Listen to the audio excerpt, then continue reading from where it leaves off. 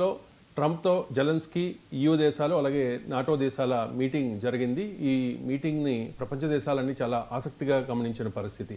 Meeting జరిగిన సరళిని బట్టి చూస్తే కనుక శాంతి ఒప్పందం కుదిరే అవకాశం ఉందని తెలుస్తోంది. ఎంజీ రావు గారు, మీ విశ్లేషణ ఏంటి? శాంతి ఒప్పందం కుదిరి ఈ రష్యా ఉక్రెయిన్ యుద్ధం పరిసమాప్తం అవుతుందని మీరు అనుకుంటూ ఉన్నారు?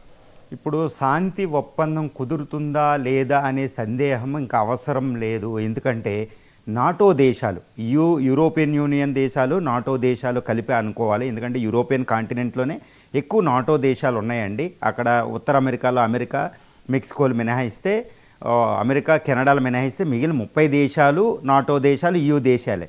వీళ్ళందరూ వైట్ హౌస్లో ఎందుకు మీట్ అయ్యారంటే అవమాన భారంతో, ఇక రష్యాతో మేము పోరాడలేం, ఎట్టి పరిస్థితుల్లో యుద్ధాన్ని విరమించుకుందాం.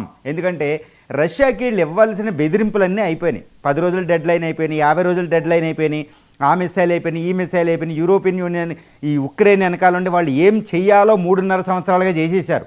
ఫిబ్రవరి 2022 నుండి 3.5 సంవత్సరాలుగా ఉక్రెయిన్ వెనకాలుండి తెరచాటుగా వాళ్ళు యుద్ధం చేపిస్తున్నారు.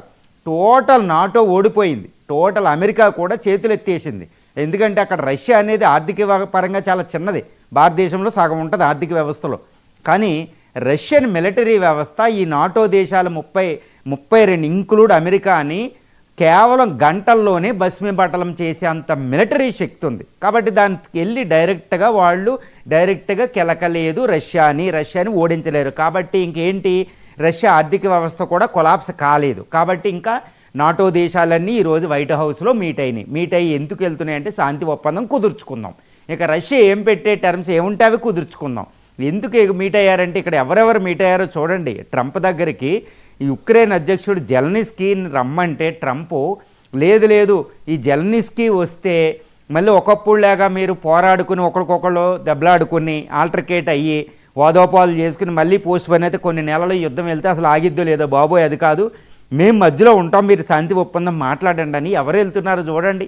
ఫ్రాన్స్ అధ్యక్షుడు Emmanuel Macron, the great German president ఎవరండి Friedrich Merz, British prime minister Keir Starmer, వీళ్ళందరూ అక్కడికి వెళ్ళారు. Italian prime minister, Swedish prime minister, Finland నేతలు, ఇలా యూరోపియన్లో 10 నేతలు వెళ్ళడమే కాదండి, యూరోపియన్ యూనియన్ అధ్యక్షురాలు ఈ లెవెనో అక్కడికి వెళ్ళారు.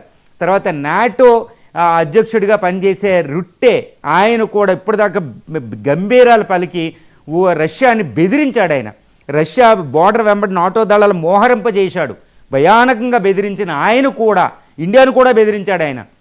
ఆయన కూడా వైట్ హౌస్కి పరిగెట్టాడు. అంటే నాటో దేశాలన్నీ ఈరోజు జెలెన్స్కీ, ట్రంప్ మీరేమో గట్టిగా సింపుల్గా మాట్లాడుకోండి, మేము మధ్యలో ఉంటాంలే, ఎట్టి పరిస్థితుల్లో శాంతి ఒప్పందం చేసుకుందాం రష్యాతో, ఇంకా మనకి దిక్కు లేదు అన్నట్టు ఈరోజు వైట్ హౌస్లో మీట్ అయ్యి వెళ్తున్నారు. కాబట్టి శాంతి ఒప్పందం ఇంకా కుదిరినట్టే అయిపోయిందండి.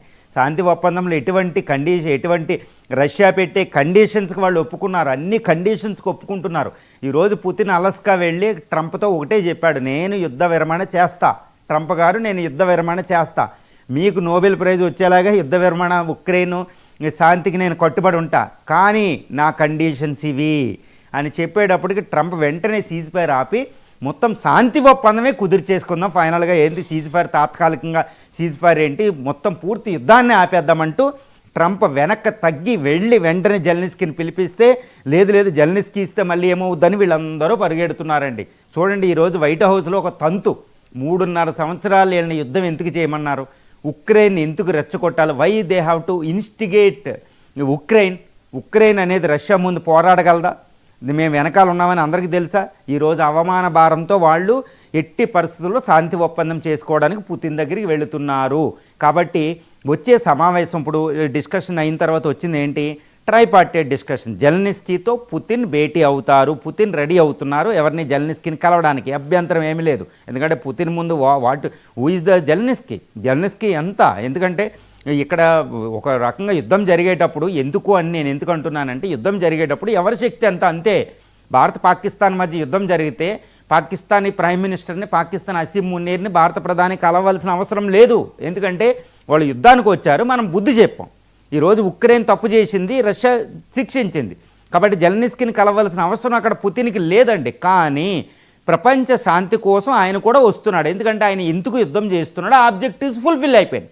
కాబట్టి రష్యా విజయ దరహాసంతో ఉంది, నాటో దేశాల అవమాన భారంతో ఉంది. ఈ శాంతి ఒప్పందం కుదురుతుంది. శాంతి ఒప్పందం సంతకాలు జరగడం అనేది ఇంకా ఒక మిగిలే ఉంది, కొన్ని రోజుల వ్యవధి మాత్రం